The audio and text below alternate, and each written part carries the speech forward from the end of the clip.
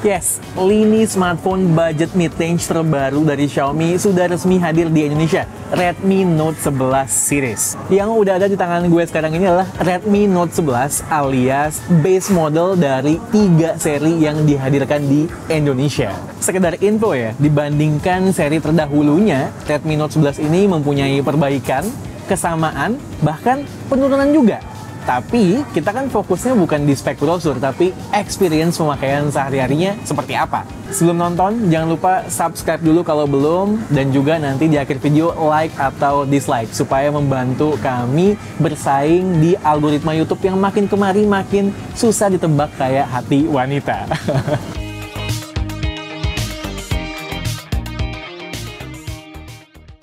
Eranya HP dengan desain kotak sudah merebak kembali belakangan ini. Dimulai dari HP high-end, sekarang sudah sampai ke budget mid-range. Yes, frame Redmi Note 11 cenderung flat, memberikan HP ini kesan lebih fresh ketimbang generasi sebelumnya. Untungnya, backdoornya masih sedikit melengkung, sehingga masih cukup nyaman untuk digenggam. Ditambah ringan juga bobotnya. Tapi untuk desain modul kamera, somehow gue prefer pendahulunya yang menurut gue lebih klasik ketimbang plain. Lagi-lagi soal selera ya. Kameranya 4, bukan 5, yang satu itu flash. Ada beberapa pilihan warna, tapi memang selera gue dan Al nggak begitu doyan sama warna gonjreng yang terlalu bright. So, warna hitam dengan finishing matte udah sesuai buat kami. Sebagai catatan, walaupun matte, bodinya cukup gampang berbekas kalau tangan kita kotor. Soal material, expected ya untuk harga 2 jutaan. Bodi belakang dan framenya masih plastik, atau bahasa sopannya polikarbonat. Untuk ukuran sebuah HP mid-range 2 jutaan, spesifikasi basic Redmi Note 11 menurut gue udah pol banget. Just name it lah. Palu gak ada lah pokoknya. Lo mau apa, gue ada. Headphone jack, air blaster, sensor fingerprint di power button yang cepat dan akurat,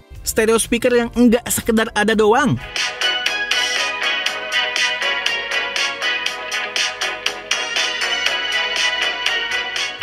Lanjut ya, belum selesai. Masih ada triple slot, NFC. Yes, NFC. Dulu nggak ada nih di seri paling rendahnya. Kemudian rating IP53 dan vibration motor yang lebih baik dari banyak HP yang harganya lebih mahal. Yang masih kurang mungkin keberadaan fitur 5G. Buat yang nyari fitur masa depan ini dari lini Redmi Note series, opsinya 2. Naik kelas ke Redmi Note 11 Pro 5G atau ambil Redmi Note 10 5G yang punya beberapa kelemahan dan kelebihan dibandingkan Redmi Note 11. Baru sampai di sini pasti udah nggak sabar pada mau beli HP-nya ya. Nah, saran gue beli Redmi Note 11 di Shopee karena dijual secara eksklusif di Shopee dengan berbagai macam benefit yang keren-keren. Mulai dari mendapatkan kesempatan ganti LCD 1 kali kalau ada kerusakan, voucher belanja dari The Goods Debt, sampai dengan bundling paket data menarik dari provider Excel. Visit aja link yang udah gue taruh di deskripsi. Shopee, tempat belanja barang elektronik favoritmu dengan kualitas dan harga terbaik. Mau apa juga ada, mulai dari HP beserta aksesorisnya, elektronik rumah, komputer, sampai dengan yang berhubungan dengan fotografi. Hajar! Redmi Note 11 ada 2 varian, 4/128GB, yes, bukan 64GB lagi base modelnya. Upgrade nih lagi-lagi dari generasi sebelumnya, artinya buat sebagian orang nggak perlu tambah SD card lagi. Lalu ada yang 6/128GB. Saran gue ya, kalau emang minat, mending ambil yang varian atas aja. Bedanya sekitar 300 ribuan, tapi dapat RAM yang lebih lega dan aman buat penggunaan jangka panjang. 4GB sih berasa ngepas ya menurut gue. Kadang masih ada aplikasi yang kehabisan nafas untuk tetap bisa jalan di background. Meski ya fitur memory extension sebesar 2GB bisa sedikit membantu. Spek basic display gue perhatikan masih sama dengan Redmi Note 10. Super AMOLED 6,43 inch Full HD Plus yang vivid dan enjoyable untuk menikmati berbagai konten. Dilapisi Gorilla Glass 3, bezelnya masih rada tebal di bawah. Nggak lupa udah mendukung AOD juga, meski nyalanya maksimal 10 detik saja. Di sisi lain ada 2 adjustment penting yang gue notice. Peak brightness-nya turun dari 1000 jadi 1100 nits di Redmi Note 10. Tapi secara praktik gue nggak notice perbedaan. Saat gue pakai dalam berbagai sikon termasuk outdoor tuh fine-fine aja. Nah, yang jelas berasa adalah peningkatan dari sisi refresh rate. Naik jadi 90Hz dari 60Hz. Berselancar di UI dan berbagai aplikasi yang mendukung terasa smooth. Namun gue nggak menampik, kadang ada lah batuk-batuk dikit ya, masih bisa diterima. Yang jelas upgrade-nya lebih berasa ketimbang downgrade-nya. Sebagai catatan, emang di beberapa aplikasi populer mentok di 60Hz, kayak YouTube, TikTok, Chrome.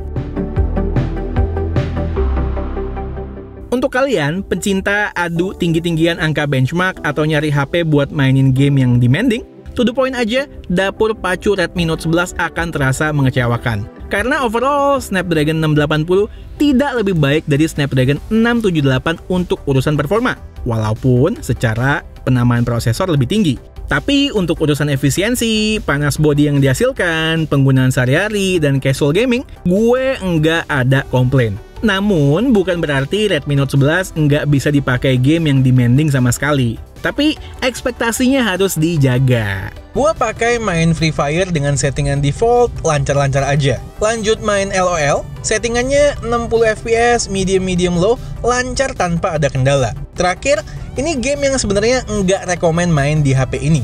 Genshin, settingan default 30 FPS, ya lumayan smooth. Kalau dirubah ke FPS-nya jadi 60, ada frame drop sedikit-sedikit. Suhu HP-nya waktu main Genshin sekitar 41 derajat. Oh ya, skin yang dipakai sudah MIUI 13, tapi basisnya masih Android 11. Jadi masih harus bersabar untuk menikmati fitur-fitur Android 12. Prosesor Qualcomm yang mid-range biasanya bersahabat dengan ketahanan baterai. Apalagi proses fabrikasi Snapdragon 680 adalah 6nm yang fokusnya efisiensi daya. Gue nggak pernah tuh kehabisan baterai sehari-hari dalam masa pemakaian 24 jam di masa tes. Dengan catatan gue nggak nge-game intensif ya. Kalaupun gue ngecas setiap malam sebelum tidur, itu ya karena kebiasaan gue doang. Dengan charger bawaan 33 watt, kita bisa ngisi dari 0 sampai 100% kurang lebih dalam waktu 1 jam 15 menit.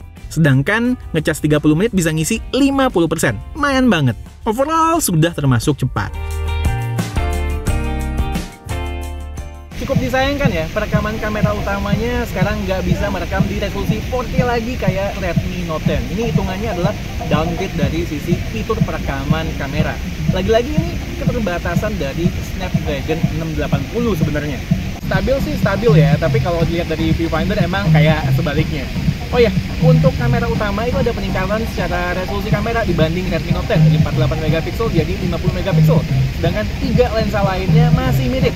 Lensa ultrawide 8 megapiksel dan 2 kamera gimmick lainnya masing-masing 2 megapiksel. Spesifikasi kamera selfie-nya lagi-lagi mirip dengan Redmi Note 10, 13 megapiksel. Dan secara kualitas footage kalau gue perhatikan, dynamic range, kemudian sharpness, dan warnanya sudah termasuk oke. Sayangnya belum didukung oleh fitur stabilisasi, jadi kurang pol aja. Artinya kalau buat vloggingan ya gue nggak begitu rekomen. Ya udah, sekarang kita lihat aja hasil-hasil fotonya seperti apa. Overall, foto-foto dari kamera utama ya akan sangat reliable dalam kondisi pencahayaan yang memadai. Dan surprisingly, karakternya masih bisa dibilang tergolong natural. Di sisi lain, kalau kondisinya challenging, memang kerja HDR-nya kurang maksimal dan bisa inkonsisten. Foto dari kamera selfie hasilnya mempunyai karakter yang demikian juga. Bahkan terkadang kerja HDR-nya bisa lebih baik dalam kondisi yang challenging ketimbang kamera utama. Begitu masuk ke low light, menurut gue night mode-nya kurang membantu. Gue seringkali prefer mode autonya.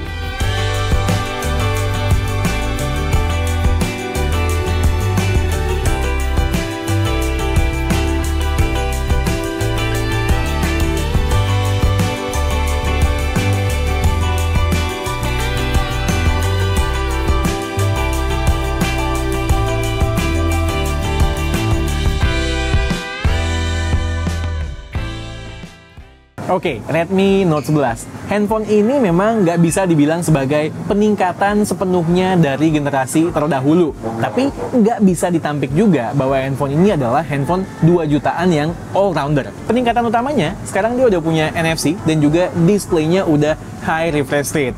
Terus itu semua dikombinasikan dengan performa yang cocok buat casual user dan juga fitur-fitur basic yang komplit menjadikan Redmi Note 11 ini handphone yang value deal dan layak kalian pertimbangkan. Oke, lalu kekurangannya apa? Kalau menurut gue adalah mengenai perekaman video yang tadi kita udah bahas dan juga penurunan performa dibandingkan dengan generasi terdahulu. Tapi perlu dicatat lagi-lagi ini bukan sepenuhnya deal breaker juga. Ya palingan akibatnya target marketnya bergeser jadi lebih general. Sedangkan buat kalian yang pengen pilihan HP dengan performa lebih baik di segmen ini, bisa lirik opsi yang lain. Oke, buat yang lupa, sekali lagi gue ngingetin, kalau kalian mau beli Redmi Note 11, belinya di Shopee karena dijual secara eksklusif di Shopee dengan berbagai macam benefit. Dapat kesempatan ganti LCD 1 kali, terus dapat voucher belanja dari The Goods Dep, dan yang menarik juga dapat voucher paket bundling data menarik dari provider XL. Linknya ada di deskripsi ya. Thanks Shopee udah sponsorin video kita kali ini. Oke, sekian aja video dari gue kali ini. Gue Satish and this is K2G. Tunggu racun-racun kami yang berikutnya. Bye guys!